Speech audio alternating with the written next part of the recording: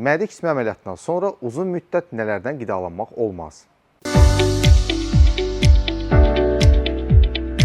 Mədə kismə əməliyyatı olmuş insanlara biz tövsiyələr veririk ki, il yarım ərzində karbohidratlı qidalardan, çörək, un məmulatları, xəmir yeməkləri, makaron, fərqi yoxdur, ağ çörək və yaxud da boz çörək, qara çörək, şəkər, şəkər məhsulları, tortlar, şirniyyatlar, piroqlar, tatlılar, halvalar, şəkər qatılmış müxtəlif məhsullar olmaz.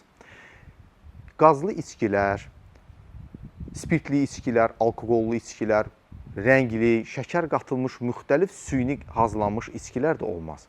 Ümumiyyətlə, olmazların məqsədi həm çəki almağın qarşısını almaqdır, həm də uyğun bir şəkildə mədənin nazik boru şəklində qalıb arıqlamağa təmin etməkdir. İnsanlar sual verir ki, bəs bunları qabaqcadan da yeməsəydim arıqlayardım.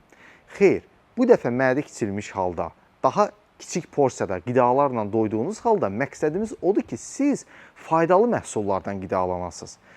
Faydasız, mədəni süni şəkildə dolduracaq şəkər və un məmulatlarından istifadə etməyəsiniz. Ondan başqa acı yeməklər, çox turş, çox duzlu, mədəni qıcıqlandıran qidalardan istifadə etmək olmaz. Nə tövsiyə ediliriksə onlara riayət etsəniz, daha yaxşı arıqlayarsınız, kiçik mədənizlə daha komfortlu və daha sağlam həyat keçirmiş olarsınız. Sağ olun, sağlıqla qalın.